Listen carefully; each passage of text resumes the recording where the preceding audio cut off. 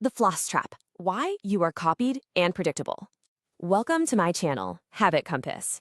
If you watch a crowd at basically any party, especially over the last few years, you're inevitably going to see this bizarre phenomenon unfold right before your eyes.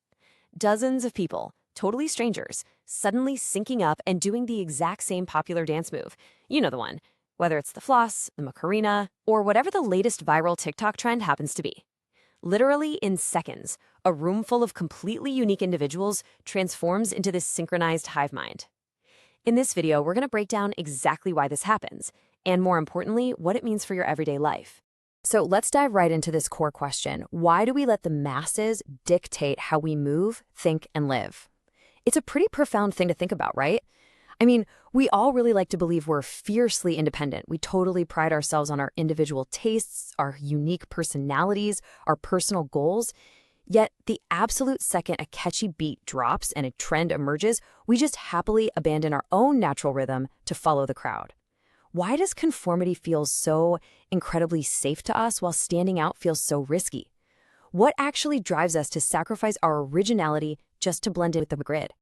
Let's look at section 1, the party crowd phenomenon, or the birth of a trend. Okay, picture a single stick figure standing boldly on a stage, pulling off a completely unique, totally wacky dance move. It's raw, it's authentic expression. But, it doesn't stay unique for very long. Step 2 hits. A second figure sees how much fun it is and copies it. Then a third jumps in. But watch how rapidly this whole thing escalates. We hit step 3, and suddenly we've got a grid of 20 identical stick figures doing the exact same rigid movement in completely boring unison. The originality? It's entirely gone, just replaced by this homogenized, predictable routine. Which brings us to section 2, the social media amplifier and validating conformity. Imagine a glowing camera frame outline appearing right around this massive crowd, with all these little social media likes, hearts, and thumbs up icons floating up from the bottom. The psychology at play here is this incredibly powerful feedback loop of social validation. Every single time a figure executes that copied move, they get a little dopamine hit in the form of a digital like, and it sends a crystal clear psychological message. Doing what everyone else is doing is safe, it's accepted, and hey, it gets rewarded. This feedback loop is the actual trap. It locks everyone into the exact same pattern, because breaking that pattern means risking a massive drop in validation. Section 3, the predictable life path. Let's zoom out a bit. As we pull back from that dance floor, it actually morphs into a neighborhood. See, the floss trap is really a metaphor for our life paths. On the left side, you've got the viral dance trend, perfectly mirrored for those social points. But now look at the right side. The stick figures are buying identical houses, they're sitting in identical cars, they're commuting to identical jobs. It's wild, but the exact same psychological mechanism that makes us blindly copy a silly dance bleeds directly into our major life choices. We look around at what society likes and validates, the standard degree, the standard job, the standard mortgage, and we just sync our lives right up to that exact same rhythm. We become copied, and we become entirely predictable.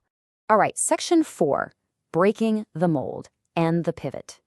So imagine just one of these stick figures walking down this endless row of identical houses, living their totally identical day, and suddenly they just stop, right in the middle of the sidewalk. The hypnotic rhythm just snaps.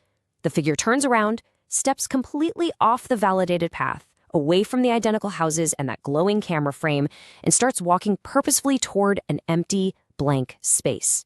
Now, a blank space is terrifying. There are absolutely no social media icons or comfortable grid lines there, but it represents unknown possibilities. It is literally the only place where true originality can actually exist.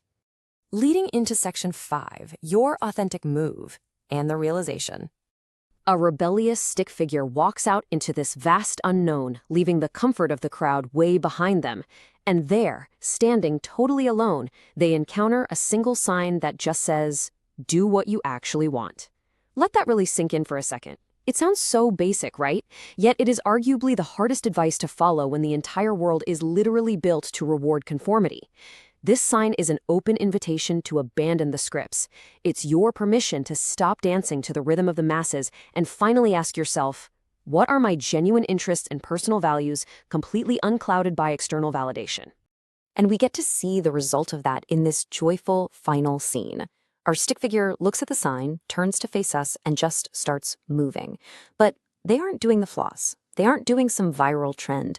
They're performing a completely weird, beautifully uncoordinated but entirely authentic dance of their very own.